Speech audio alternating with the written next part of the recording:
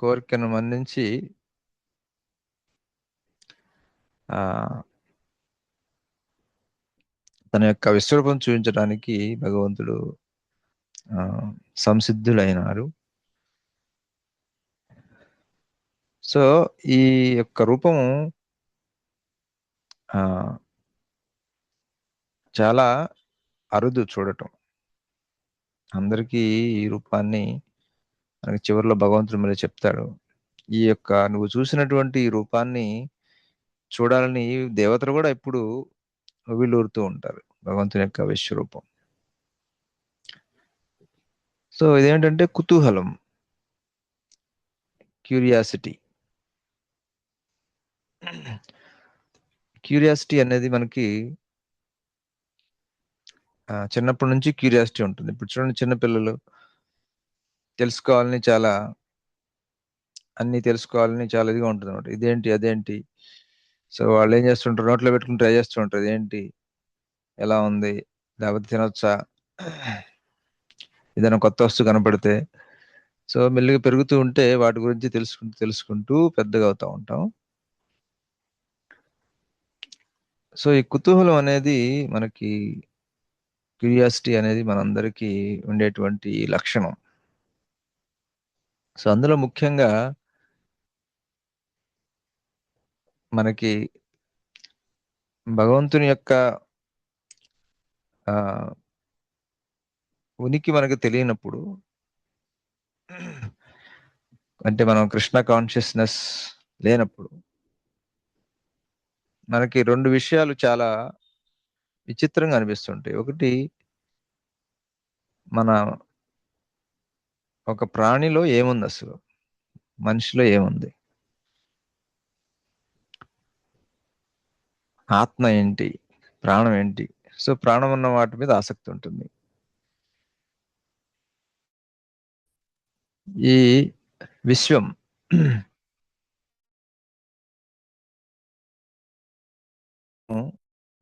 ఒక్క నిమిషం, డిస్టర్బెన్స్ ఏం రాకుండా.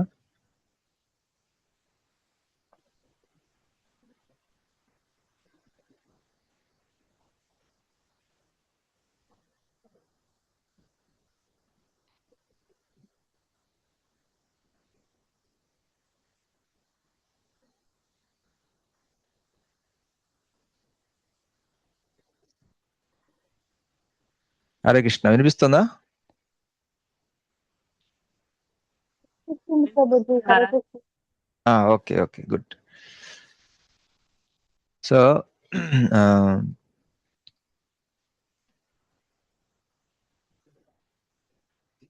సో ఈ కుతూహలం ఒకటి, మన మనిషి చనిపోయిన తర్వాత ఏమవుతుంది, మనిషి ఎక్కడి నుంచి వచ్చాం, మనం ఎంతమంది, మనం ఏంటి, ఆత్మ ఏంటి, ఇది ఒక కుతూహలం ఉంటుంది.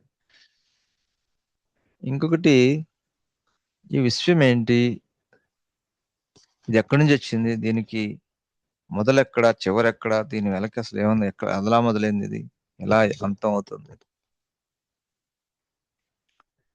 అనే కుతూహలం ఉంటుంది అనమాట.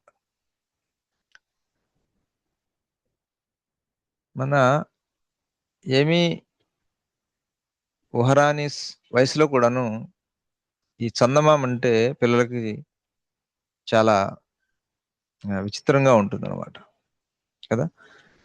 సో ఈ చందమామ ఎలా వచ్చింది, చందమామ ఏంటి, సో అనేటువంటి కుతూహలం మనకు కూడా ఉంటుంది.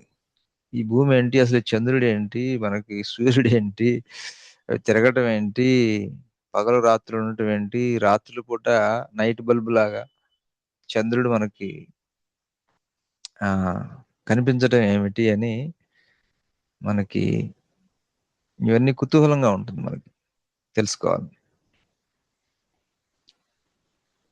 సో అదే కుతూహలం మనకి ఈ దేవతల్లో కూడా కనిపిస్తుంది. ఎందుకంటే నమేవుదు సురగణ ప్రభవంన మహర్షి, గొప్ప గొప్ప మహర్షులు దేవతలకే దీని యొక్క భగవంతుడు మూలం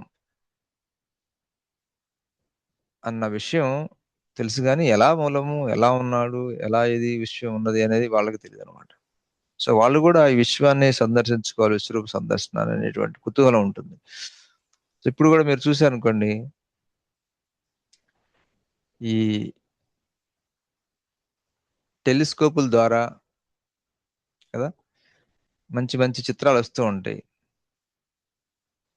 సో నాసా తర్వాత వేరే ఉపగ్రహాలు, మన ఇండియా కూడా, వేరే దేశాలు కూడాను పెద్ద పెద్ద టెలిస్కోపులు డిజైన్ చేసి వాటితోటి మనకి కంటికి కనిపించేవి, కానీ ఆ కెమెరా పెట్టి చూస్తే చాలా దూరంగా, ఎంతో దూరంగా ఉంటాయి అన్నమాట. కొన్ని వేల కోట్ల కాంతి సంవత్సరాలు. సో ఈ విషయం ఎంత పెద్దదంటే మన ఊహకు అందంది అసలు. ఆ యొక్క దూరాన్ని కాంతి సంవత్సరాల్లో కొలుస్తారు. కాంతి సంవత్సరం అంటే కాంతి ఒక సంవత్సరంలో ప్రయాణించే దూరం. మనకు అసలు కాంతి అసలు మనకు ప్రయాణించేది మనకు అసలు కనిపించదు. అది ఎంత వేగంగా ఉంటుందంటే బల్బు వెలిగింది మనకి కనిపించే వెలుగు రావటం మనకి అసలు అలా ఒకేసారి వచ్చినట్టుగా ఉంటుంది అన్నమాట. అంత ఇదిగా ఉంటుంది. ఎంత ఉంటుంది? 3 × 10⁻⁷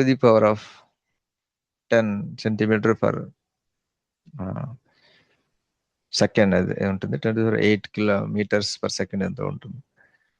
సో చాలా ఎక్కువ అన్నమాట. సో అది ఎలాంటి ఒక సెకండ్ లో అంత ప్రయాణిస్తే సంవత్సరంలో ఎంత ఆ, సంవత్సరంలో ఎంత దూరం ప్రయాణిస్తుంది, అది మన ఊహకు అందదు అనమాట. అంత ఉంటుంది. అది కూడా ఈ వేరు వేరు నక్షత్రాలు, గ్రహాలు ఇవన్నీ చూస్తే ఇవి కొన్ని వేల కాంతి సంవత్సరాల దూరాలు, కొన్ని కోట్ల సంవత్సరాల దూరం, కాంతి సంవత్సరాల దూరంలో ఉంటాయి. అంటే ఇవి ఎంత దూరంలో ఉన్నవి అసలు. సో మన టెక్నాలజీ డెవలప్ అవడం వల్ల ఇంతకుముందు భూమి మీద ఉంచేవాళ్ళు ఇప్పుడు టెలిస్కోప్లు, ఇప్పుడు వాటిని అంతరిక్షంలో పెట్టి అక్కడ నుంచి చూస్తున్నారు. ఎందుకంటే ఇక్కడ ఉంటే మనకి ఇక్కడ డస్ట్ పొల్యూషన్ ఇదంతా ఉంటుంది కదా, సరిగ్గా కనిపించు అని అది అంతరిక్షంలో పంపించి అక్కడి నుంచి చూడటం మొదలు పెట్టారు అనమాట. అప్పటి నుంచి చాలా మంచి మంచి ఈ జేమ్స్ వెబ్ టెలిస్కోప్ అని ఒకటి పంపించారు. దాని నుంచి చాలా చాలా ఆశ్చర్యమైనటువంటి ఆ ఫోటోలు మనకు వస్తున్నాయి అన్నమాట. ఎంతో దూరంలో సూర్యుల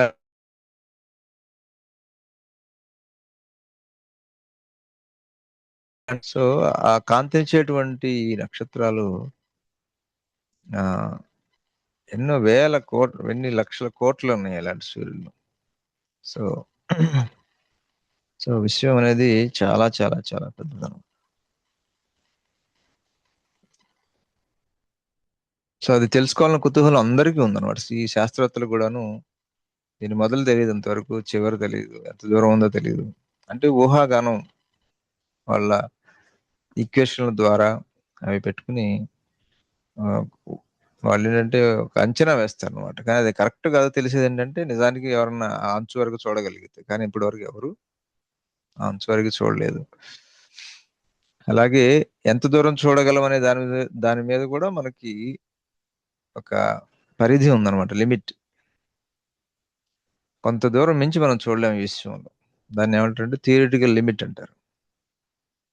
మనం ఎంత పరికరాలు ఎంత బాగా డెవలప్ అయినా సరే కొంత పరిధి దాటి మనం చూడలేము అనమాట. అంటే ఆ కాంతి రాదు అసలు ఇటు అక్కడ నుంచి మనకి.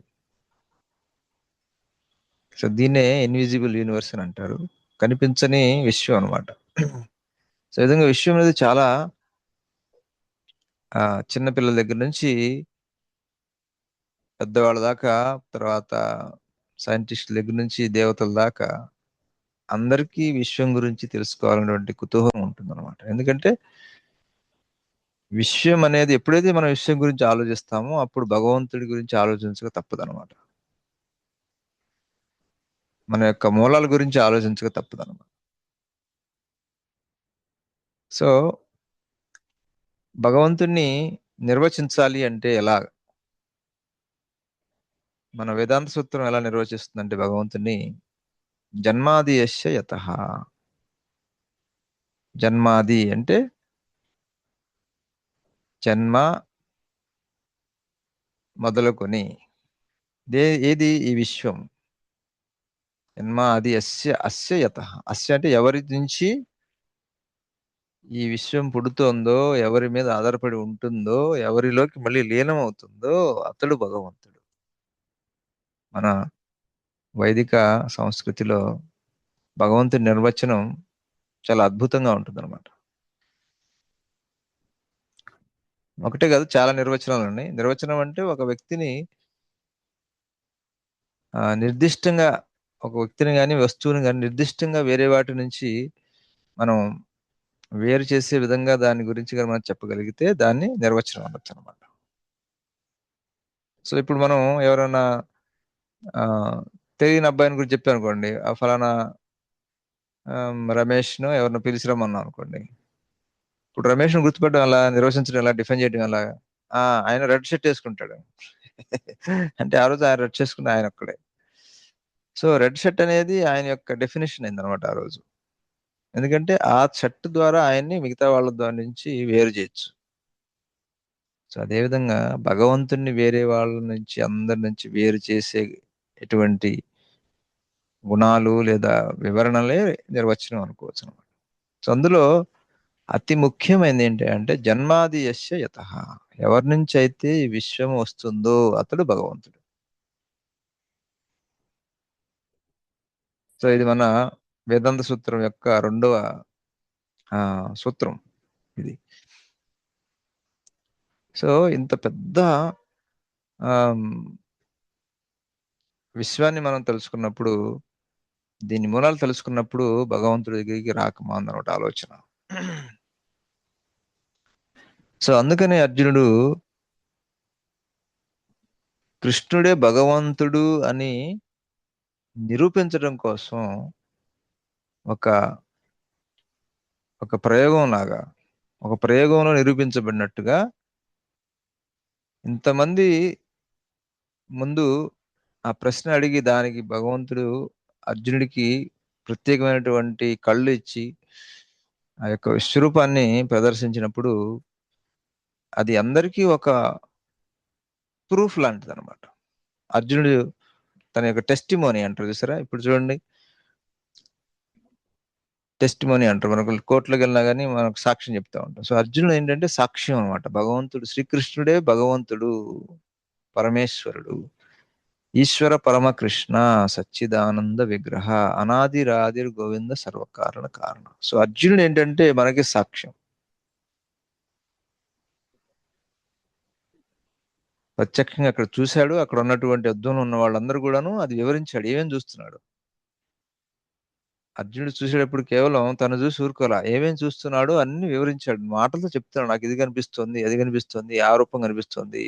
కొన్ని వేల చేతులు కనిపిస్తున్నాయి, తలలు కనిపిస్తున్నాయి, కాళ్ళు కనిపిస్తున్నాయి, రూపాలు కనిపిస్తున్నాయి. చాలా తేజవంతమైనటువంటి రకరకాల రంగుల్లో ఉన్నాయి కనిపిస్తున్నాయి అని అర్జునుడు అక్కడ ఉన్న వాళ్ళందరికీ కూడాను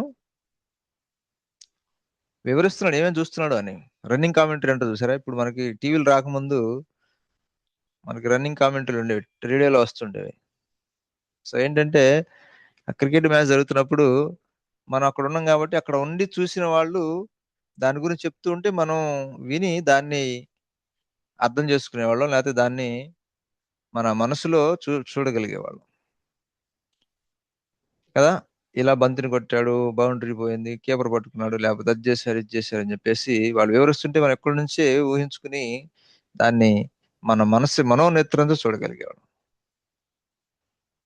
సో అర్జునుడు తన నిజమైన నేత్రంతో చూశాడు. ఎందుకంటే భగవంతుడు తనకి దివ్యమైనటువంటి నేత్రాన్ని ఇచ్చాడు. మిగతా వాళ్ళందరూ కూడాను వాళ్ళ మనోనేత్రంతో చూశారు అర్జునుడి యొక్క రన్నింగ్ కామెంటరీ వింటూ. అదే ఈ యొక్క విశ్వరూప సందర్శన యొక్క చాప్టర్. అంటే ఇంకా ఎక్కువ చెప్పుండొచ్చు. కానీ మనకి ఇక్కడ వ్యాసదేవులు వారు మనకి వివరించింది వివరించాడు కదా! సో, సో దీనివల్ల ఏమవుతుంది? అర్జునుడు యొక్క ముఖ్య ఉద్దేశం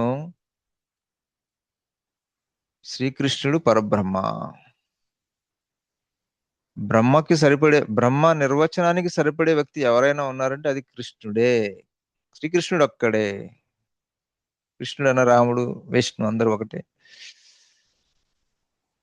సో, అలాగే శ్రీకృష్ణుడు ఇంకోసారి కూడా చూయించాడు విశ్వరూపం. మదర్ మన తన యొక్క తల్లి అయినటువంటి యశోదామాతకి ఈ నోట్లో చూపించాడు విశ్వరూపం. అలాగే దుర్యోధనునికి రాయబారం వెళ్ళినప్పుడు కూడా దుర్యోధనుడు కొంచెం పిచ్చి వేషాలు అయిపోతే, నువ్వు పిచ్చి వేషాలు అయిపోక నేను ఇది అని అక్కడ కూడా విశ్వరూపాన్ని ప్రదర్శించాడు. సో ఈ విధంగా కృష్ణుడు పదే పదే తన భగవంతుడు అనే విషయాన్ని తన విశ్వరూప సందర్శనం ద్వారా తెలియజేస్తున్నాడు. అలాగే అర్జునుడు కూడాను అది ధృవపరచడం కోసం, ఎందుకంటే ఇది ఇక్కడ ఇంతమంది కోట్ల మంది ఉన్నారు మహాభారత యుద్ధంలో. సో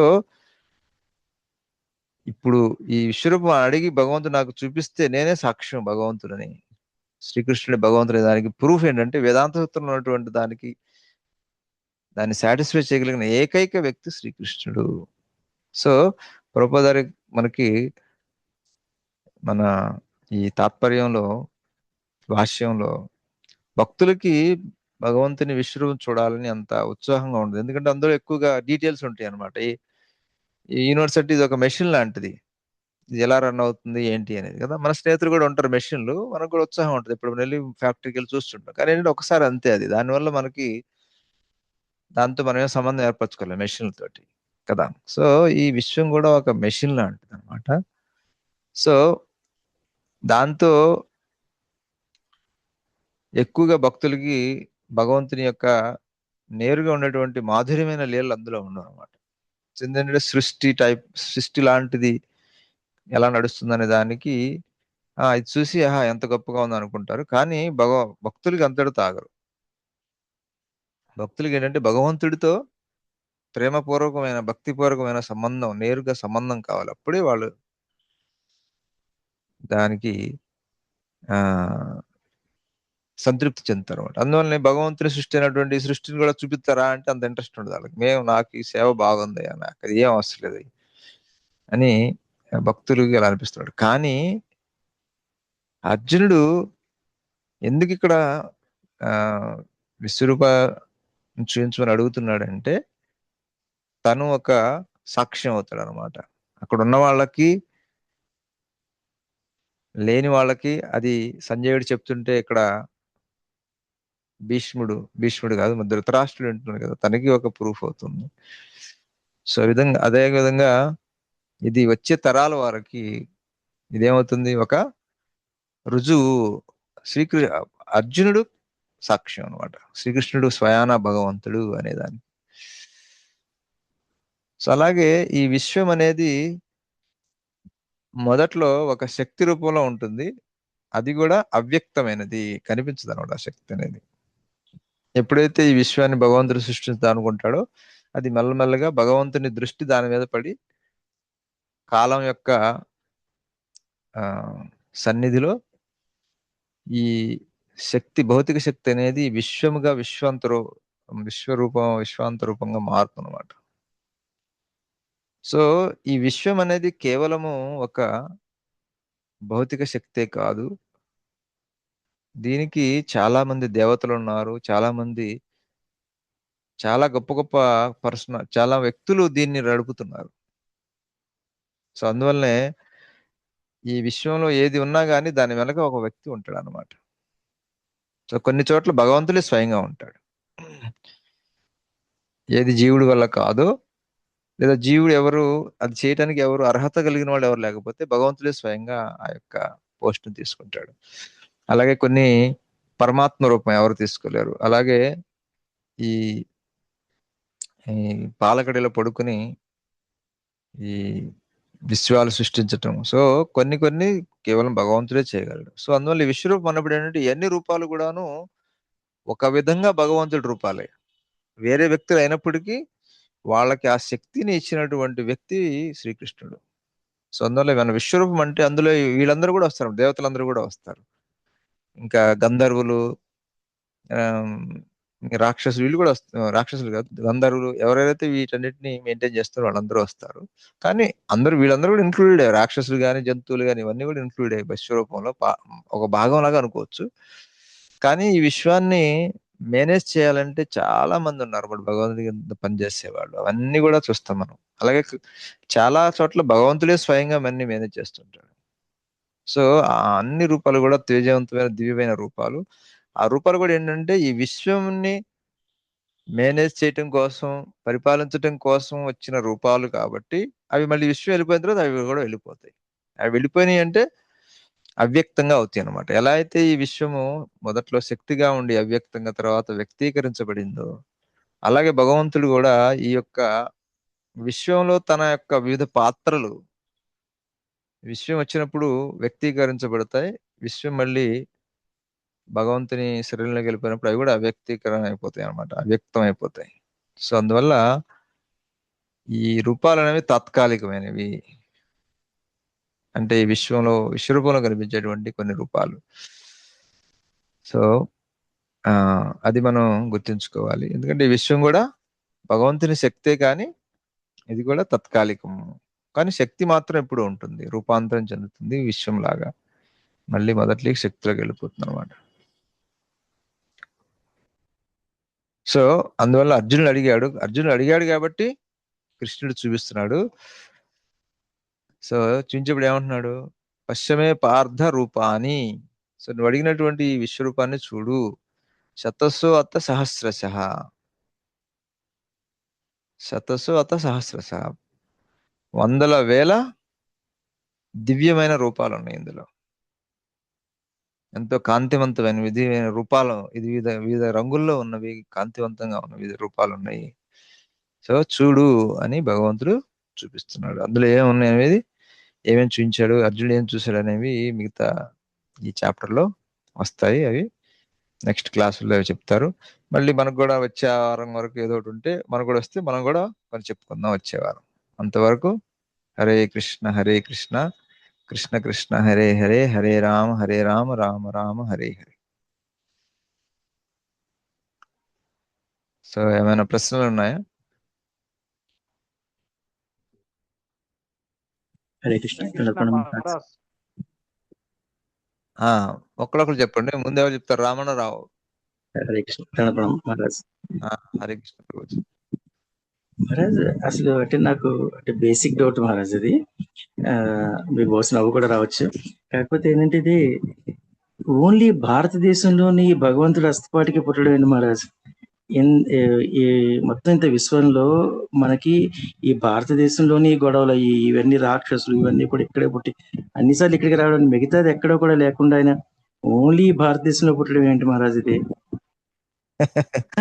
మీరు భాగవతం చదివితే ఇది కేవలం భారతదేశం కాదు, ఇది పృథ్వీ, ఇంకా పృథ్వీ దాటి కూడా ఉంది.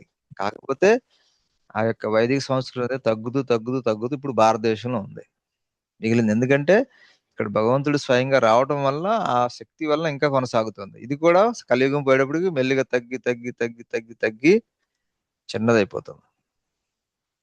సో కేవలం భగవంతుడు భారతదేశంలో వచ్చారనేది తప్పు.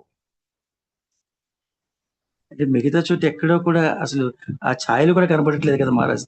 భగవంతుడు వచ్చి అంటే ఫలానా, సపోజ్ మనం ఎంతసేపు ఇంకో మధుర అంటాం, లేకపోతే మనం బృందావనం అంటున్నాం, లేకపోతే కాశీ అంటాం, ఇవే అంటున్నాం. కానీ ఎంతసేపు మన భారతదేశ బౌండరీస్ దాటి పలానా చోట నుంచి భగవంతుడు వచ్చాడు, అయితే పలానా చోట కూడా వెళ్ళాడు అన్నది ఎక్కడ చూపించట్లేదు కదా. మహా అయితే బంగ్లాదేశ్, పాకిస్తాను, ఇంతవరకు మనం ఈయన యొక్క వెళ్ళిన చరిత్ర కనబడుతుంది, చరిత్ర అంతా కూడా. అంతేకాని ఇంకా మిగతా చోట ఎక్కడా కూడా అసలు వెళ్ళినట్టుగా కానీ, చేసినట్టుగా కానీ, చూసినట్టుగా కూడా కనిపించట్లేదు మనకి చరిత్ర చూస్తుంటే ఎక్కడా కూడా. ఏం మహారాజ్ అంటే నాకు ఇది ఒక బేసిక్ డౌట్ మహారాజ్ అసలు. అండ్ మోర్ ఓవర్ ఇన్ని అంగారక గ్రహాలు ఇవన్నీ సృష్టించాడు, ఎక్కడా సృష్టి లేదు ఇక్కడ ఇక్కడ తప్ప. ఇన్ని సృష్టించి ఇవన్నీ ఖాళీగా ఎందుకు ఉంచాడు ఆయన అసలు? హరే కృష్ణ. ఓకే, గుడ్, మంచి ప్రశ్న ప్రభుజీ. మొదటిది మనం తెలియదు, మన మన హిస్టరీలో లేదు అనేది. మన హిస్టరీ చాలా లిమిటెడ్, మనం చూడగలిగింది చాలా లిమిటెడ్, మనకు తెలిసింది చాలా లిమిటెడ్.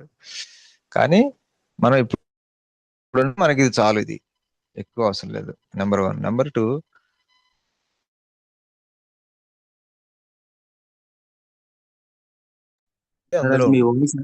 మహారాజ్ వాయిస్ రావట్లేదు మహారాజ్ మీది. హరే కృష్ణ. నెంబర్ 2 అని ఒకటి వినపడింది మహారాజ్. అంటే ఏమన్నా ఇది వచ్చి ఉంటుంది మధ్యలో. ఇప్పుడు వినపడుతుందా? ఇప్పుడు వినపడుతుంది మహారాజ్, వినపడుతుందండి. ఆ, మళ్ళీ ఏమైనా ప్రాబ్లమ్స్ చెప్పండి, వీడియో కట్టేస్తా, కొంచెం అప్పుడు ఫ్రీగా వస్తుంది. సో ఆ మొదట చెప్పినట్టుగా ఇది ఈ వైదిక సంస్కృతి అనేది తగ్గి తగ్గి తగ్గి తగ్గి తగ్గి ఇప్పుడు ఇలా వచ్చిందనమాట. సో మీకు మనకి చివరిగా మిగిలినటువంటి వాళ్ళని భగవంతుడు ఈ మూడు వైపులా సముద్రము హిమాలయాలతో ఈ వైదిక సంస్కృతిని ఇక్కడ కాపాడుతున్నాడు. ఇక్కడ మిగతా చోట్ల అన్ని చోట్ల పోయింది, కానీ ఇక్కడ ఇప్పటి వరకు కాపాడాడు.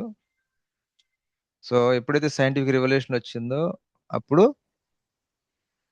జనాలు సముద్రాలు దాటి ఇటు నుంచి అటుపోవటం, అటు నుంచి ఇటు రావటం, సో ఇదంతా ఎక్స్పోజ్ అయింది అనమాట ఇప్పుడు. కానీ కొన్నిసార్లు తవ్వకాలలో బయట దేశాల్లో కూడా విష్ణు విగ్రహాలు అవి ఇవి బయటపడతాయి. అవి ఏంటంటే అవి హైలైట్ అవ్వు అవి. సో ఈ వైదిక సంస్కృతి వేరే చోట లేనప్పుడు అక్కడి నుంచి ఆ విగ్రహాలు ఎలా వస్తాయి బయటికి? చాలా పురాతనమైన వేల సంవత్సరాల క్రితం. సో అదొకటి. తర్వాత మనం తిరిగి వెళ్ళటానికి అన్ని చోట్ల భగవంతుడు వచ్చిన అన్ని విషయాలు మనకు అవసరం లేదు. ఓకే, సో రీసెంట్గా వచ్చిన 2-3 సరిపోతాయి మనకి. అదొకటి. తర్వాత మనకి అన్ని అవతారాలు పెట్టాలంటే అది మనకి చదివేటువంటి ఓపిక కూడా మనకు లేదు.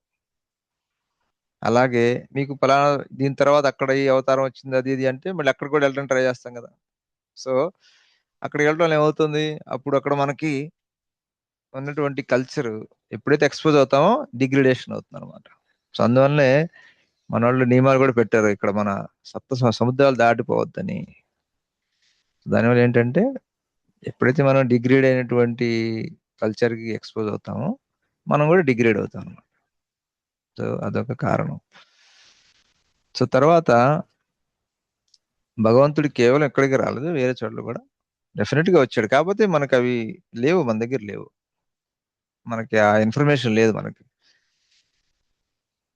సో అవే ఎందుకు, ఇప్పుడు మనం శాస్త్రంలో ఉన్న వాటికి కూడా రుజువులు ఉండవు మనకి హిస్టరీ పరంగా చూసుకుంటే కదా. నరసింహ అవతారం హిస్టరీలో రుజువు ఏముంది మనకి?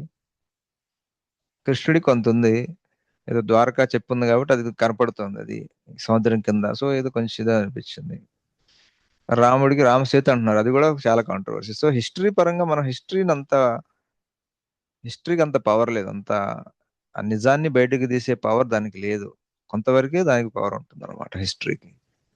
ఏమన్నా దొరికితేనే రాసినవి కదా, అవి రాసినవి ఏమైనా దొరికితే అది అనమాట. ఆ రాసినవి మరి ఎన్నేళ్ళు ఇలా ఎన్నేళ్ళు ఉంటే అది డౌటే కదా. ఏదన్నా ఇనప మొక్క మనం ఎన్ని ఎన్ని సంవత్సరాలు ఉంటుంది, అది కూడా కొంత లిమిటేషన్ ఉంటాయి. సో అందువల్ల ఈ హిస్టరీ ద్వారా మనం ఎంత ముందుకు వెళ్ళవచ్చు అనేది దానికి చాలా లిమిటేషన్స్ అనమాట. కాబట్టి మనం కేవలం హిస్టరీ మీద ఆధారపడి మనం డౌట్స్ మనం ఎక్కువగా పెంచుకోకూడదు అనమాట. ఎందుకంటే హిస్టరీయే డౌట్. మన వాళ్ళు మనకు రాసిన క్యాలెండర్ ప్రకారం కృష్ణుడు ఇప్పుడు వచ్చాడు ఎన్ని వేల సంవత్సరాల క్రితం అంటే అది హిస్టరీలో అది లేదు, అది హిస్టరీ తప్పుకోరు. సో వాళ్ళ పద్ధతులు వాళ్ళకున్నాయి అనమాట. సో అందరు నాకు దొరికితే తప్పితే వాళ్ళు ఒప్పుకోరు అనమాట. సో అదే విధంగా ఈ వైదిక గ్రంథాలు వాటి వయసు ఎంత అనేది కూడా ఆ, వాళ్ళకి లభించినటువంటి సైన్స్ లో లభించిన దాని ప్రకారమే వాటిని నిర్ణయిస్తారు అనమాట.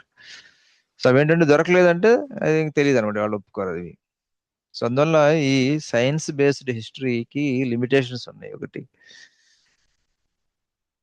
రెండవది భగవంతుడు మన ఇక్కడ ఈ కల్చర్ని ఇక్కడ ప్రొటెక్ట్ చేసి ఉంచాడు ఇప్పటి వరకు. సో అది రెండవది. ఇక మూడవది, ఈ ఇన్ని గ్రహాలు వీటిలో ఖాళీగా ఎందుకు ఉన్నాయి అనేది ఒకటి, అవి నిజంగానే ఖాళీగా ఉన్నాయి అనేది ఒక ప్రశ్న. లైఫ్ ఎందుకంటే మనకి ఆ మన పంచభూతాల్లో భూమి, రప్పు, అణులో, వాయు. సో మన ఇక్కడ మన శరీరం ఎక్కువగా ఈ భూమి పదార్థంతో చేయబడింది అనమాట. సో మన ప్రభుపాద గారు ఏం చెప్తారంటే, సూర్యగ్రహంలో కూడా మనుషులు ఉన్నారు. మనుషులు అంటే జీవులు. కానీ వాళ్ళ శరీరం మన శరీరంలాగా ఉండదు. వాళ్ళ శరీరం అగ్నితో చేయబడింది అనుకోండి, మనకు తెలియదు కదా ఆ విషయం, చూడలేము మనం అది. లేదు ఇంకా సెటిల్ గా ఉండే ఎలిమెంట్స్ ఉండొచ్చు, భౌతిక పదార్థమే కానీ ఇంకా సటిల్ గా ఉండొచ్చు అది. సో అది మన కంటికి కనిపించకపోవచ్చు. సో అదొక పాసిబిలిటీ అది. సో తర్వాత ఎందుకు భగవంతుడు ఇవన్నీ ఖాళీగా ఉన్నాయి ఉందా అదే అది అది ఒక డౌట్. ఒక నిజంగానే ఖాళీగా ఉంటే ఎందుకు ఖాళీగా ఉన్నది అది మనకు ఒక మిస్టరీ అది. ఎందుకంటే భగవంతుడు మనకి చెప్పలేదు ఇవన్నీ, ఇంత మనకి రివీల్ చేయలేదు కదా విషయం. విషయం గురించి ఇంత రివీల్ చేయలేదు కదా. సో భగవంతుడు ఈ విశ్వరూపంలో కూడా ఏ రూపాలు ఎలా ఈ విశ్వాన్ని సపోర్ట్ చేస్తాయని చూపించాడు. కానీ ఇది ఎంత ఎందులో ఎన్ని ఉన్నాయి ఏంటి అనంతం అని చెప్పారు. ఈ రూపాలు అంటే అనంతమైనటువంటి ఇవి కూడా ఉంటాయి అన్నమాట, ప్లానెట్స్ కానీ లేదా ఇలాంటివి. సో మన సైన్స్ ఇప్పుడు ప్రోగ్రెస్ అవుతుంది. సో లేదంటే ఇంతకుముందు ఎప్పుడో మనం ఇప్పుడు భూమి మీద మనం ఎలా అయితే భూమిని నాశనం చేస్తున్నామో అలాగే వేరే ప్లానెట్ మీద ఉండి అవి నాశనం అయిపోయి ఉండొచ్చు. అవి అయిపోయి మనం ఇప్పుడు వేరే ఇక్కడ ఈ ప్లానెట్ లో నడుస్తాం అనమాట. సో అది కూడా ఒక ఇది అయి ఉండొచ్చు. సో ఈ భూమి కూడా అయిపోతే మనల్ని ఆల్రెడీ చాలా ట్రై చేస్తున్నారు ఇంకా వేరే వేరే గ్రహాల మీదకి వెళ్ళి ఉండే అలాగూ. అలాగే ఈ కాస్మాలజీలో భూమి లాంటి గ్రహాలు ఎంత దూరంలో ఉన్నాయి వాటన్నిటిని స్టడీ చేస్తున్నారు. అక్కడికి వెళ్ళి అక్కడ లైఫ్ ఉందా లేదా. సో ఇది ఏంటంటే ఇది రీసెర్చ్ కంప్లీట్ కాదు. సో ఇది open mystery. So mystery will be there. So పూర్తి ఆన్సర్ మనకి యాజ్ వి గో ఫార్వర్డ్ మనకి ఆన్సర్స్ వస్తాయి డెఫినెట్ గా. అకార్డింగ్ టు మన 14 ప్లానటరీ సిస్టమ్స్ అని చెప్పాం కదా, అది డెఫినెట్ గా ఉన్నాయి. అది ఎక్కడున్నాయి ఎంత దూరంలో ఉన్నాయి అది మనకు తెలియదు కరెక్ట్ ఎగ్జాక్ట్. కానీ ఫ్యూచర్ లో సైన్స్ ప్రోగ్రెస్ అవుతూ మనం కమ్యూనికేషన్ పెరిగి మనం వేరే సివిలైజేషన్స్ వేరే ప్లానెట్స్ లో ఉన్న సివిలైజేషన్ మనం కనెక్ట్ అయ్యి అయినప్పుడు ఎప్పుడో అది సాల్వ్ అవ్వచ్చు అది. కానీ అప్పటి వరకు మనం ఉండం. కాబట్టి మిస్టరీ ప్రస్తుతానికి మిస్టరీ లాగా ఉంటుంది అది. సో తప్పదు. హరే కృష్ణ. కరెక్ట్.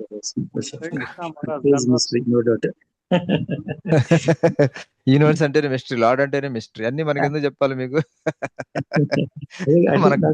నాకు ఏంటంటే మీరు మీరు చెప్తున్నప్పుడు అసలు యాక్చువల్గా ఈ ఆలోచన వచ్చింది మరి నాకు. అంటే మీరు వివరిస్తున్నప్పుడు ఈ ఆలోచన అందరికి వస్తుంది, మాకు కూడా వస్తుంది ఇది కూడా.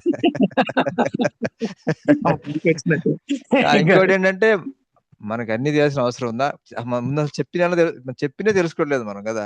భగవద్గీత ఎంత తెలుసుకుంటున్నాం, భాగవతం ఎంత చెప్పినే తెలుసుకోవట్లేదు, చెప్పిన విషయాలు ఇంకా కావాలి. ఓకే, ఎందుకంటే సైన్స్ ప్రోగ్రెస్ అవుతుంది కాబట్టి. సో కొన్నాళ్ళ తర్వాత ఇది మిస్టరీ కొన్నాళ్ళందరూ సాల్వ్ అవ్వచ్చు. ఎందుకంటే ప్రభుపాద్ గారు కూడా ప్రెడిక్ట్ చేశారు, in future we will communicate with other planets. అంటే ఈ విశ్వంలో భూమి మీద చాలా చిన్న పార్టీ కదా మహారాజు, భగవంతుడికి విశ్వంలో భూమి మీద చాలా చిన్న పార్టీ కదా. ఎక్కడ జరిగే మంచి చెడుల గురించి ఆయన అవతారాలు ఎత్తేస్తున్నాడు ఏమిటి అనిపిస్తుంది అనమాట నాకు. ఇంకా ఇది ఇక్కడ మనకు చెప్పిన స్టోరీ ప్రభుజీ, కేవలం ఎక్కడికి వస్తాను లేడు కదా. అదే అంటే other places also. Correct Maharaj. అంటే మన ఋషులు మీకు అవసరం లేదు అవి. అంటే ఋషులు మిగతా చోట సందర్శించలేకపోయారా, వాళ్ళకి సరిపోలేదా, వాళ్ళ శక్తి ఏంటి అనిపిస్తుంటున్నారు ఋషులు. అంటే ఇప్పుడు అంతా కూడా ఇది ఆ టైంలో ఉన్న ఋషులు వాళ్ళు రాసినవి, ఇప్పుడు వేదవ్యాసులు వారు రచించినవి, ఇవన్నీ పురాణాలన్నీ కూడా కదా మహారాజ్. అంటే ఇది కరెక్ట్, ఓకే, ఇంతవరకు బానే ఉంది మహారాజ్, ఈ పురాణాల వరకు ఓకే బానే ఉంది. కానీ భగవంతుడికి ఇంత చిన్న సూక్ష్మణువు లాంటివి ఈ భూమి మీదే కన్నా ఇక మిగతా చోట్ల ఎక్కడ లేదా, లేకపోతే మన ఋషులుగా అది దర్శించలేకపోయారా ఏంటి అన్న నాకు చిన్న డౌట్ వచ్చింది మహారాజ్. యాక్చువల్ మీరు చెప్తుంటే వచ్చిన డౌట్ మహారాజ్ ఇదంతా కూడా నాకు. తప్పకుండా భగవంతుడు వేరే చోట కూడా తప్పకుండా ఉంటాడు. మన ఋషులకి అంత పవర్ లేదా అంటే ఆ ఋషులకు ఉన్న పవర్ భగవంతుడి నుంచే వస్తుంది. భగవంతుడు ఇస్తేనే వస్తుంది, వాళ్ళే ఎవరు పడితే వాళ్ళు ఏదో కుస్తీలు చేసి తెచ్చుకునేటువంటి శక్తి కాదు. అర్జునుడు కూడా విశ్వరూపంలో సందర్శించలేకపోయాడా మిగతా గ్రహాల్లో ఉన్న జీవుల్ని? అంటే ఎక్కడో తల్లి అంటే యశోదమ్మ నోట్లో అన్నం పెట్టుకునేది కనిపించినట్టే కనిపించింది కదా, అంత చిన్నదే కనిపించినప్పుడు మిగతా కనిపించలేదా అని చిన్న డౌట్ వచ్చింది మహారాజు నాకు. అంతే, అంతగానే చదవండి చాప్టర్ చదవండి, ఈ మీరు నవ్వుతారని డౌట్ ముందుగానే చెప్పారు మహారాజ్, అందుకని. మీ చాప్టర్ లో అర్జున్ ఏం చూసాడో ఉన్నాయి. ఈయన చూశాడు, మిగతా వాళ్ళని కూడా చూశాడు, ఇక్కడే కాదు, మిగతా వాళ్ళని వేరే ప్లాన్స్ లో ఉన్న వాళ్ళు కూడా చూశాడు. Okay Maharaj, okay Maharaj. కాకపోతే ఆ థ్యాంక్ ప్లాన్స్ ఎక్కడ ఉన్నాయి అది కూడా మనకు తెలియదు. సో అందులో కూడా ఇదేంటంటే అర్జునుడు ఏది కోరుకున్నాడో అదే చూడగలిగాడు. ఎందుకంటే ఈ విశ్వం అనంతం, అదంతా చూపించాలంటే టైం సరిపోదు. కాబట్టి కృష్ణ ఏమన్నాడు, నువ్వు ఏది కోరుకుంటే అది కనిపిస్తుంది. సో అందువల్ల ఏంటంటే అర్జునుడు కోరుకునే విధంగా కనిపించింది. అర్జునుడు కూడా చాలా లోకాలు చూశాడు, అందులో వాసులను చూశాడు, అవన్నీ వస్తాయి ముందు. డెఫినెట్ గా అది మాత్రం వేరే చోట అయితే ఉంది. ఇక కృష్ణుడు వేరే ఈ ఈ ఈ ఋషులకి అంత పవర్ లేదా అంటే, డెఫినెట్ గా ఎవరి పవర్ అయినా సరే కృష్ణుడు ఎవరికి ఎంత పవర్ ఇవ్వాలనుకుంటున్నాడో అంతే ఇస్తాడు. అర్థమైందా? సో ఇవన్నీ కూడా వీటన్నిటికీ బేస్ వేదాలు కదా. సో వేదాలు ముందు బ్రహ్మకి ఇచ్చాడు, బ్రహ్మ నుంచి అలా అలా అలా ఇవి వస్తున్నాయి మనకి వేదాలు. అర్థమైందా? సో బ్రహ్మ మా టాప్ ఇన్ఛార్జ్ కాబట్టి ఆ వేదాలు ఎక్కడ ఎవరికి ఎంత ఇవ్వాలి, ఎంత కుదించాలి, ఎంత ఎక్స్పాండ్ చేయాలి, ఎంత చేసుకుని ఇచ్చుంటాడు ఆయన. అదొకటి, అంతే కదా. ఇప్పుడు మనం భాగవతం చూసాం అనుకోండి, అంటే మనం విన్నది భక్తుల నుంచి, ఈ హైయర్ ప్లానెట్స్ లో ఈ భాగవతం అనేది ఇంకా చాలా పెద్దగా ఉంటుంది. సో అంటే ఆ ఆయా గ్రహాల్లో ఉండే గ్రహ వాసుల యొక్క కెపాసిటీ క్వాలిఫికేషన్ బట్టి కూడా ఈ వేదాలు అనేవి, అంటే ముఖ్యమైనటువంటి సెంట్రల్ మెసేజ్ థీమ్ మార్చకుండా డీటెయిల్స్ లో కొంత కుదింపు ఎక్స్పాన్షన్ ఉంటాయి అన్నమాట. సో అందువల్ల మన వరకు వచ్చినటువంటి వేదాలు వాటి యొక్క ఇవేంటయా అంటే, అవి మనమున్న పరిస్థితికి, మన లెవెల్కి, మన కాన్షియస్నెస్ కి, మన కెపాసిటీకి, మన ఇంట్రెస్ట్ కి సరిపడానికి సాలివి. సో అలా ఈ విధంగా ఇవ్వబడి అనమాట. సో మిగతాది మిస్టరీ ఫ్యూచర్ లో తెలుస్తుంది. హరే కృష్ణ. నెక్స్ట్ ప్రభుజీ. హరే కృష్ణ. కృష్ణ గురు మహారాజ్, దండోత్సవం. హరే కృష్ణ మహారాజ్, దండవత్ ప్రణామ్. రామ్ లక్ష్మణ్. మహారాజ్, ఇక్కడ లాస్ట్ లో విశ్వరూపమును సామాన్య మానవులకు దర్శించడం సాధ్యం కాని విషయం, శ్రీకృష్ణుడి శక్తి నొసిగించో చూడొచ్చు అని ఉంది. అంటే ఏంటి మహారాజ్? ఇందులో ఉంది కదా, నీకు దివ్య నేత్రాలు ఇస్తాను అని చెప్పి ఇస్తాడు కదా కృష్ణుడు అర్జునుడికి. ఈ అధ్యాయంలో ఈ విశ్వరూపాన్ని చూపించే ముందు, నువ్వు ఈ కళ్ళతో చూడలేవు, నీకు దివ్య స్పెషల్ కళ్ళని ఇస్తాను నీకు, అప్పుడే చూడగలవు. అదే ఇది కూడా చెప్తున్నాం కదా. ఇప్పుడు మనం చూడు, రాత్రి మీకు ఏం కనిపిస్తుంది? ఏం కనపడవు కదా. కానీ నాసా వాళ్ళు ఇచ్చే పిక్చర్స్ మీకు కనపడుతున్నాయా? కనపడదు కదా మనకి. స్పెషల్ ఇన్స్ట్రుమెంట్ ఉంటే కానీ కనపడట్లేదు కదా. అలాంటిది విశ్వం మొత్తం ఎక్కడైతే చూడాలంటే దానికి ఇంకా స్పెషల్ టెలిస్కోపులు అవన్నీ కావాలి. అది భగవంతుడు కన్నులో స్పెషల్ గా దివ్య నేత్రాలని అర్జునుడికి ఇస్తే చూడగలిగాడు అనమాట. అది విషయం. ఇప్పుడు గ్రహణం అప్పుడు కూడా చూడండి, మనకి కరెక్ట్ గా చూడలేరు కదా, ఏదో ఈ పెట్టి చూస్తూ ఉంటారు, లేదా టెలిస్కోప్ పెట్టి చూస్తూ ఉంటారు కదా. సో ఇక విశ్వం మొత్తం చూడాలంటే భగవంతుడు స్పెషల్ గా ఉన్నటువంటి నేత్రాలని అర్జునుడికి ఇచ్చాడు, అప్పుడే చూడగలరు అనమాట. ఎందుకంటే విశ్వాన్ని చూసే శక్తి ఎవరికి లేదు. ఎందుకంటే చెప్పాను కదా, కొన్ని వేల కోట్ల సంవత్సరాలు, కోట్ల సంవత్సరాల కాంతి సంవత్సరాల దూరం. అంటే అక్కడ మొదలైన కాంతి మన దగ్గరికి రావడానికి కొన్ని కోట్ల సంవత్సరాలు పడుతుంది అనమాట, వేల కోట్ల సంవత్సరాలు. సో అది కూడా వచ్చింది ఎంతో చిన్నగా ఉంటుంది, మన కళ్ళు అవి చూడలేవు. సో కాబట్టి ఇక్కడే మనకి ఉదాహరణ ఉన్నాయి. ఎందుకని మన కళ్ళు చూడలేనివి స్పెషల్ టెలిస్కోపులు, రేడియో టెలిస్కోపులు ఇవన్నీ పెట్టి చూడగలుగుతున్నారు లోపలిగా. వాళ్ళు కూడా ఎక్కడ నుంచి చూడలేరు. అంతరిక్షంలో పంపించి టెలిస్కోప్ ని ఈ శాటిలైట్ లో అక్కడ నుంచి చూస్తున్నారు. ఎందుకంటే ఇక్కడ ధూళి వల్ల ఇంకా కష్టం అని. అక్కడ కూడా మనం చూస్తే మనకు కనిపిస్తుంది, ఆ కెమెరాకే కనిపిస్తుంది. సో అదే విధంగా కృష్ణుడు అర్జునుడికి స్పెషల్ ఐస్ నేత్రాలను ఇచ్చాడు అనమాట.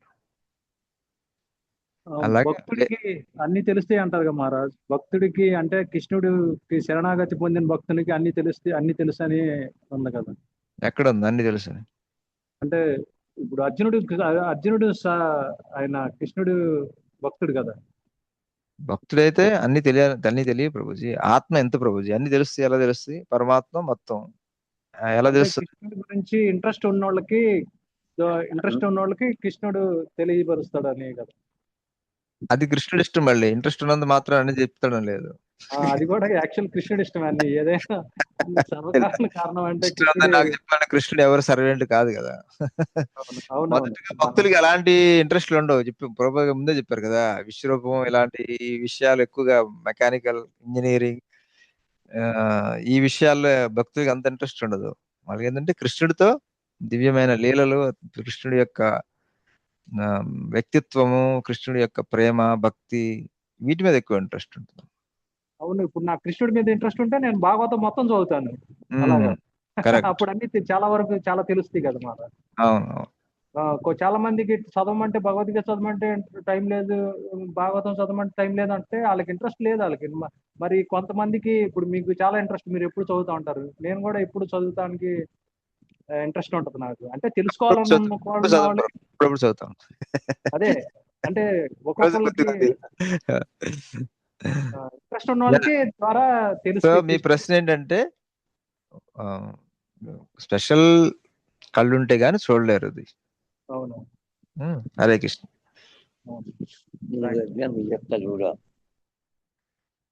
సో మీ అందరికి ధన్యవాదాలు. మళ్ళీ వచ్చే మంగళవారం హరే కృష్ణ గురు మహారాజ్.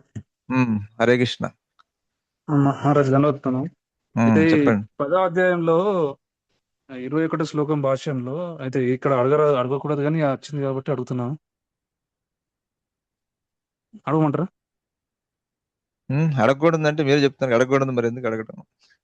అంటే సూర్యుడి గురించి, సూర్యుడు, చంద్రుడు, నక్షత్రాల గురించి చెప్పండి.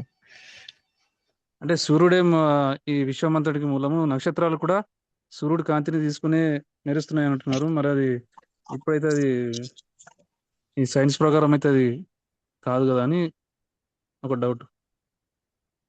అది మెల్లిమెల్లిగా తెలుస్తుంది ముందు. అర్థమైందా ప్రభుపాద్ గారు? మీరు ఇక్కడ రెండు ఉన్నాయి ప్రభు. ఒకటి తాత్పర్యం, ఒకటి భాష్యం. అర్థమైందా? సో అది ప్రభుపాద్ గారి భాష్యం. సో మనకున్న ప్రస్తుతం ఉన్నటువంటి సైన్స్ జ్ఞానం ద్వారా, వీటి ద్వారా మనం అర్థం చేసుకోవాలంటే మొత్తం ఇప్పుడు అర్థం అవ్వకపోవచ్చు. ఇప్పుడు ఈ నక్షత్రం అంటే ఏమిటి అనేది కూడా ఒక ప్రశ్న. నక్షత్రం అంటే మనం అనుకునే ఓన్లీ ఈ సూర్యుడే నక్షత్రమా, లేకపోతే రాత్రిపూట వెలిగేవని నక్షత్రాలా? సో కొంచెం వైష్ణవాచార్యులు ఏంటంటే ముందు వచ్చేటువంటి వైష్ణవాచార్యులు ఇంకా విశదీకరిస్తారు అనమాట. ఎందుకంటే ఈ కాస్మాలజీ అనేది చాలా టఫ్ సబ్జెక్ట్ అనమాట. సో ప్రభుపాద్ గారు ఏంటంటే మనకి మన అప్పుడు ఇంకా తక్కువ కదా అప్పుడు ప్రభుపాద్ గారు ఉన్నప్పుడైతే. సో ఆ టైంలో ఉన్న వాళ్ళకి సరిపడా ప్రభుపాద్ గారు అప్పుడు ఇచ్చారు అనమాట. సో ఈ కాస్మాలజీ ముందుకు వెళ్తూ ఉంటే దీని గురించి ఇంకా డీటెయిల్స్ వస్తాయి. దీని గురించి ఇంకా భాష్యం, దీన్ని ఇంకా మెరుగుపరుస్తారు ఫ్యూచర్ లో వచ్చేటువంటి ఆచార్యులు. ఓకే గురు, ధన్యవాదాలు. హరే కృష్ణ. హరే కృష్ణ. హరే కృష్ణ. సో హరే కృష్ణ. మీ అందరికీ ధన్యవాదాలు, ప్రణామాలు.